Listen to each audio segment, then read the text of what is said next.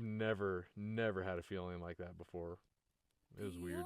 The footprints into the night, creepy tales in the pale moonlight, unraveled truths that we dare not seek. In every echo, the lost still speak. That I don't necessarily believe in Bigfoot. I think it's a big world. I think there's a lot of space. If you look at like satellite maps, there's a ridiculous amount of space out there in the forest. But this was a weird encounter that it's hard for me to explain. I can't explain it really. It was the eeriest feeling. So I've done a lot of backpacking, a lot of camping, spent a ton of time in the mountains of Idaho my whole life, like every summer, going up there multiple times a summer. So last summer, probably late July, early August, I was prepping for backpacking around Mount Rainier, doing a 90-mile trip around Mount Rainier. And so my last kind of trip that I was doing was a kind of a hurry-up trip up to Jenny Lake, which is a little bit past Idaho City. And my brother couldn't make it, so it was just me and my little chocolate lab, Libby. And it's a long drive up there. So you go past Idaho City, you turn on a Forest Service road, and you go back. I mean, I think it's like 12 miles back on this dirt road, rough road, man. In my Ram 3500, it took forever. Like, it's super stiff suspension. So what year was that 3500? It's a 2018. 2018. Oh, Yeah. this black one. So this Yeah. is just recent then. Yeah, this was last summer. Last summer. Yeah. Okay. And so we get out there. It's beautiful, no one around, which is what I like when I'm backpacking. I backpack to get away. So super stoked, like no other cars in the parking area. And we start this hike up. Absolutely gorgeous country up there. I mean, it was amazing. And my chocolate lab, she's the best backpacking dog. She just stays right by me. She's so loyal. That's awesome. So we get up to this lake, gorgeous lake, really, really small lake, but beautiful. It's just in this like little valley. I mean, the hills just come down around it. Not a lot of trees. So I walked around the lake, found a good camp, really like the only campsite around the lake. There's a little like little grouping of trees. I like it.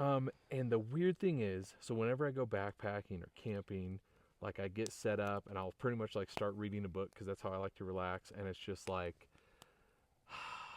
it is the best feeling. It's so relaxing, but not this time. I like, from the time I got to the lake, I just had this like unexplainable uneasiness. Like it just wouldn't go away. It was really weird. Libby wasn't acting weird. She's also like not the smartest dog. I'm like, not to be mean, but she's seriously got like a screw loose or something. She's not the smartest dog. So I don't think I would really trust her to like key in on something anyway. Like honestly. But anyway, so she was just normal, but I was just uneasy. So from the time we got there, there was this like, it was like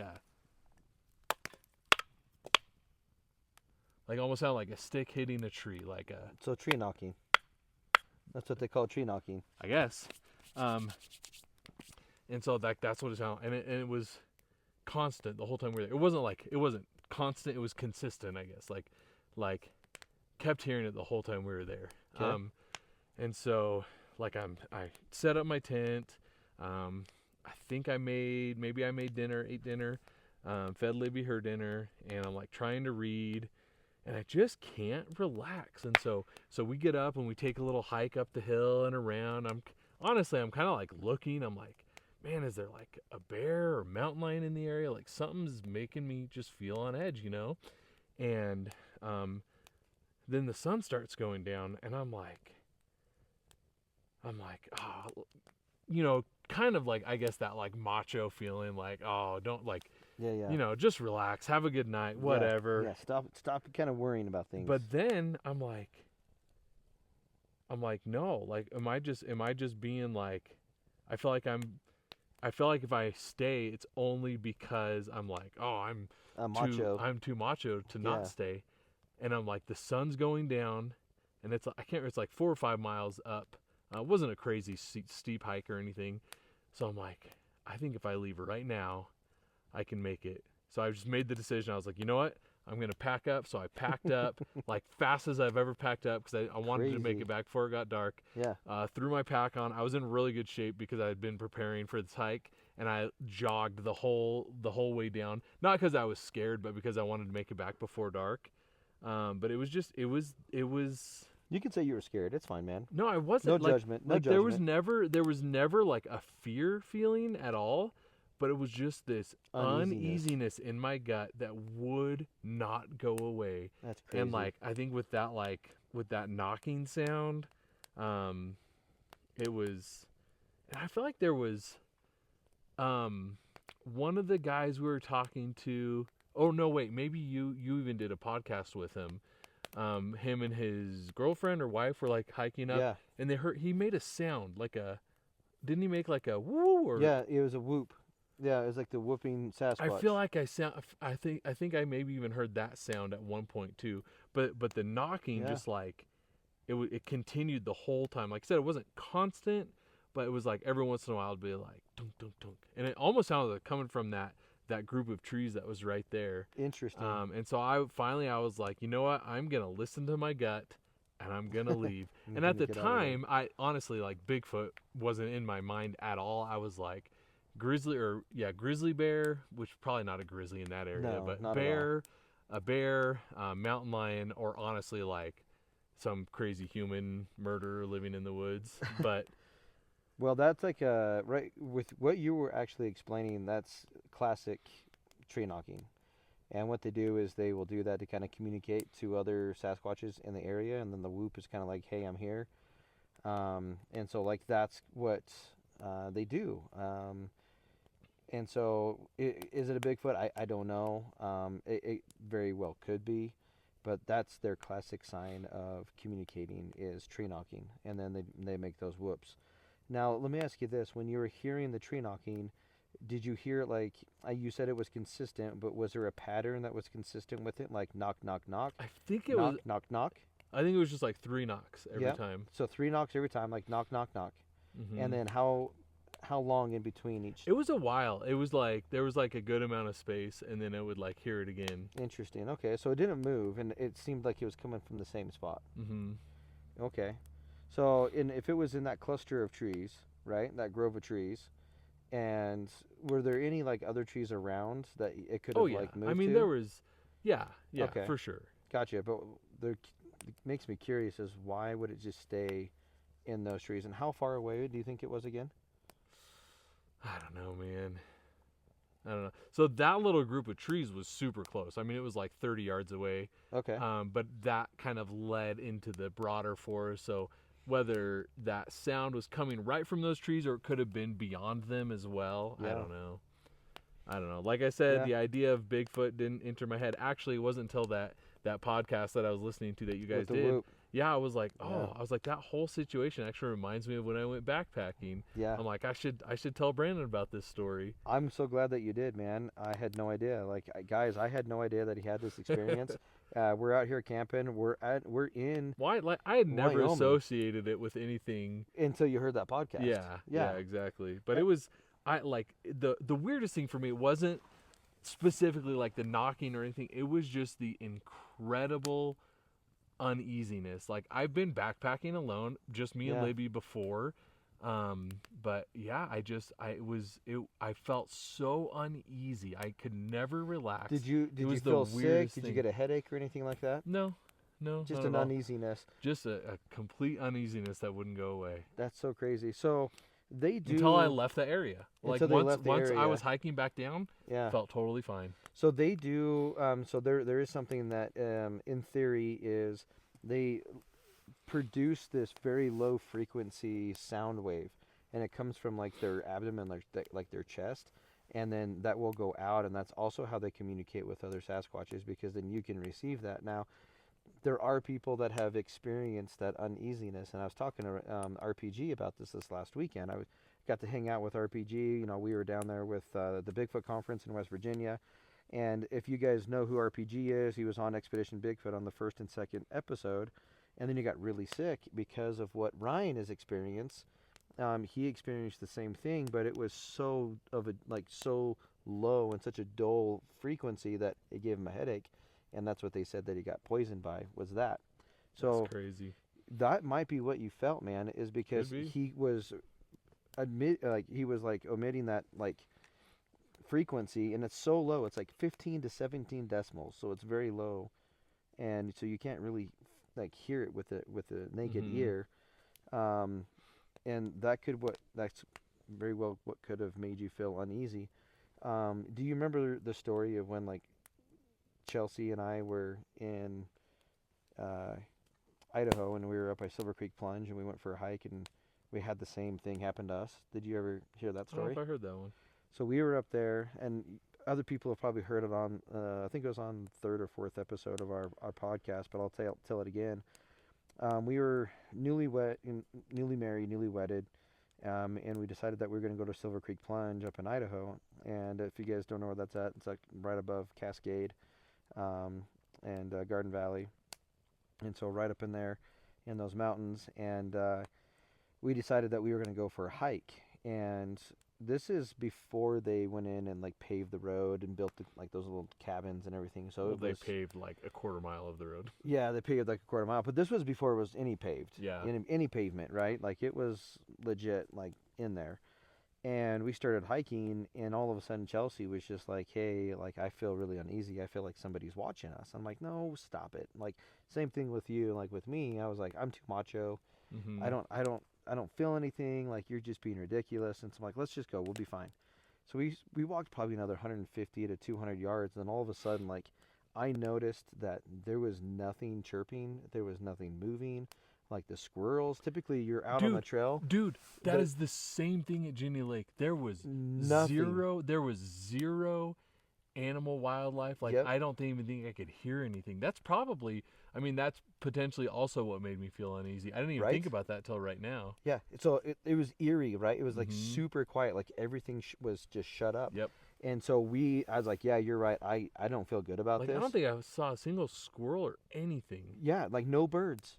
No birds, no squirrels. And typically if you're out hiking, you're always going to hear the squirrels, because the squirrels will squirrels and birds chirping and everything. Everything, I right? mean, think about when we were sitting here just before sunset. Yep. All kinds of birds chirping. All and stuff. kinds. We just heard a frog. I mean, but they have nothing. And then that's what I think kind of set in with me, and I'm like, there's something here.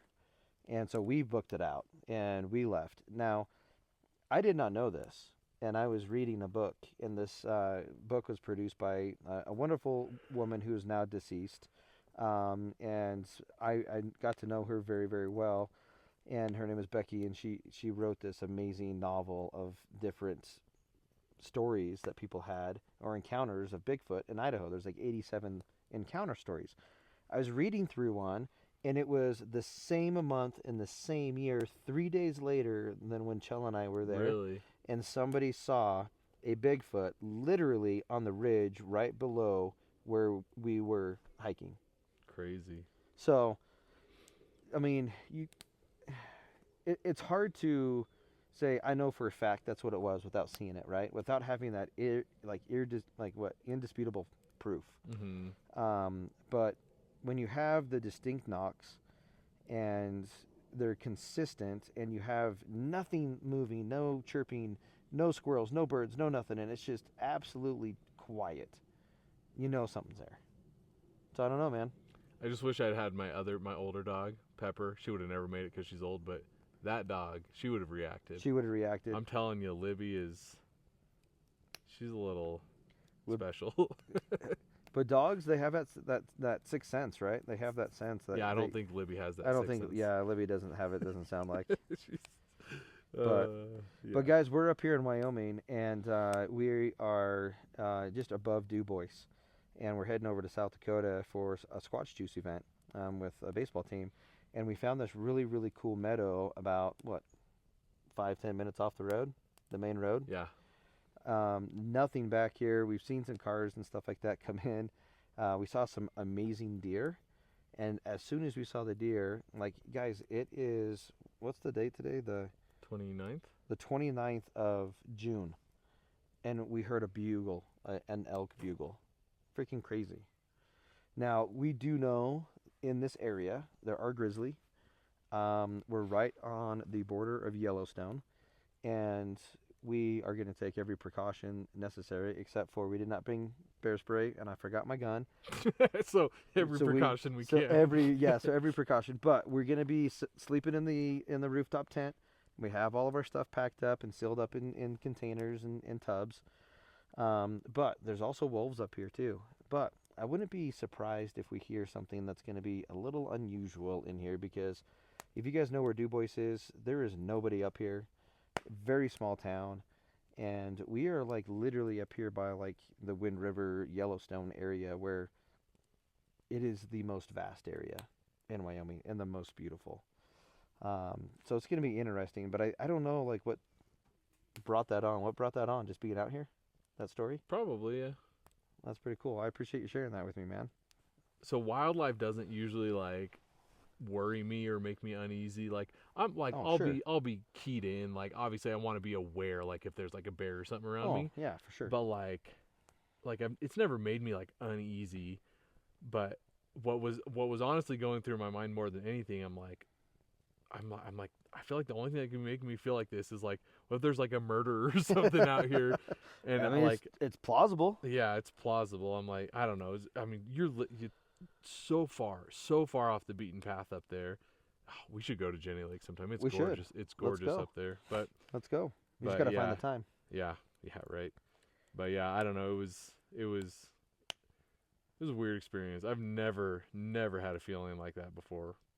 It was weird. And how often are you going out in the woods? I go a lot. I mean, the last 2 summers, I mean, I've been, I mean, like I said, I went, 93 miles around Mount Rainier, so probably a dozen times between the last 2 summers, maybe not quite a dozen, but, and then, I grew up camping. Like we'd go up multiple times. I mean, we're not like way out like that, but we're in the mountains up in All the Idaho. time. That same area that you were talking Yeah. about actually, by, Silver Creek Plunge. Silver Creek Plunge. Yeah. We'd Yeah. go camping up there multiple times every summer. So, Yep. yeah, I've been out there a lot, but never had a feeling like that before. Well, I'm the same way, man. Like I'm out in the woods all the time. You guys know I hunt every year, and there's something that's unique and special when you get Oh. that feeling. It was weird. Yeah, you I- can't explain it. I didn't like it. You didn't like it, and so you had to get out of there. So I decided to listen to my gut instead of trying to feel macho. well, that's good. I'm glad. Actually, what it came down to, I was like, I don't have anything to prove to anyone. I got my exercise that I wanted with my pack on. I was like, why not just hightail it out of here? Like, Yeah. I'm out. I would have done the exact same thing, man. We've done the exact same thing. I don't regret leaving. I'll just say that much. Have you been back? No. I mean, I haven't been backpacking since last year. Yeah. We've been super busy with Squatch Juice and life, but we need to definitely make that happen. That would be a Yeah, pretty cool priority. It's a beautiful area, man. We should definitely go. Yep. Oh crap! Forest fire. Forest fire. It was an interesting experience. So if you guys have any comments, like please comment below. Let us know what you think. I mean, if you think it's a Bigfoot, if you think it's just a coincidence, if you had anything else that happened to you, let us know. We'd love to hear about it as well. And if you guys would like to join on the show, let us know. We would love to have more people on the show and talk about Bigfoot. But that was a pretty cool story, man. I appreciate you sharing that. Yeah, absolutely. That's pretty sweet. All right, guys. Well, until next time, thanks for listening, and have a great day.